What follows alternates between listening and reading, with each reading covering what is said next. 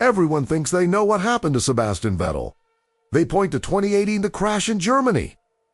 The mistakes, the pressure, the collapse. But that's not the real story, because Vettel didn't suddenly lose his talent, and he didn't just crack under pressure. The truth is much more uncomfortable. His downfall started years before anyone noticed, and by the time 2018 happened, it was already too late. This matters because what happened to Vettel is still happening in Formula One today. Drivers aren't just losing titles, they're becoming obsolete. So the real question is, what actually destroyed Vettel's career at the top level? Let's start with the facts. From 2010 to 2013, Vettel dominated Formula One. 4 consecutive world titles, relentless pace, near-perfect execution. Then 2014 came. New regulations, hybrid engines, and suddenly the dominance vanished. But here's the thing, Vettel still had another chance. Ferrari by 2017 and 2018, Ferrari had built a car capable of fighting Mercedes. In 2018, Vettel was leading the championship. He had the car, he had the experience, he had the opportunity, and then everything collapsed. Germany, Italy, Japan. Mistakes started piling up. The title slipped away. And by 2019, he wasn't even the fastest driver in his own team anymore. So it looks obvious, right? He had the tools, and he found. But here's the problem with that explanation. It doesn't explain why it happened. The common answer is pressure. Ferrari pressure, the tifosi, the media, the weight of expectation. And yes, that pressure is real. Germany, 2018's the perfect example.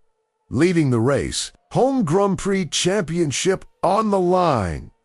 And then he crashes. From the outside, it looks like a mental collapse. A champion who couldn't handle the moment. And history has seen this before. Drivers who rise and then break under pressure. So it's easy to say Vettel just couldn't handle it. But that raises a much more important question. Why was he vulnerable to that pressure in the first place? Because this is a 4-time world champion. He had already proven he could win. So what changed? This is where the real story begins. Vettel wasn't just fast. He was perfectly matched to a very specific type of car. During his Red Bull years, the car had a very stable rear. It was planted, predictable, precise, exactly what Vettel needed to extract maximum performance. That wasn't luck. That was design. Adrian Newey built cars that suited that style. But in 2014, everything changed. The hybrid era introduced completely different dynamics. Less rear stability, more complex energy management, more sensitive break-in and corner entry. The car became harder to control at the limit. And suddenly, Vettel's biggest strength became a weakness because he didn't adapt. While drivers like Hamilton and Alonso adjusted their driving style, Vettel kept relying on a system that no longer existed. So the real problem wasn't pressure. It was incompatibility. The car evolved, he didn't. And that's when the decline actually started. Not in 2018, in 2014. Now go back to 2018. Ferrari gave him a championship-level car, but it wasn't a Red Bull.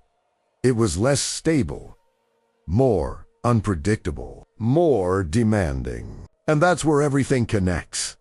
Because when the car doesn't suit your instincts, you start forcing performance. You push harder. You take risks you normally wouldn't. And that's exactly what we saw. The mistakes weren't random. They were symptoms. Symptoms of a driver operating outside his natural window. And then came 2019. Charles Leclerc. Younger, faster, more aggressive, but more importantly, better adapted to that type of car. Leclerc didn't create Vettel's decline. He exposed it. And once that happened, there was no way back. And this is where it gets bigger than Vettel. Modern Formula One doesn't reward specialization anymore. It demands adaptability. Cars change constantly. Regulations shift. Balance evolves. And if a driver can't adjust, they don't just slow down, they get replaced. That's the real lesson here. Talent isn't enough. Not anymore. Because the question in modern F1 isn't who is the fastest driver. It's who can adapt the fastest. And that raises something uncomfortable. How many other drivers are one regulation change away from the exact same fate? So no, Vettel didn't suddenly lose his ability, and 2018 wasn't the cause of his downfall. It was the consequence. The real cause was deeper. He was built for a system that disappeared. And when the sport evolved, he couldn't evolve with it. That's not failure. That's incompatibility. But in Formula One, that's all it takes. Because this sport doesn't wait. It moves forward. And if you don't move with it, it leaves you behind. So the final question isn't about Vettel anymore. It's this: who's next?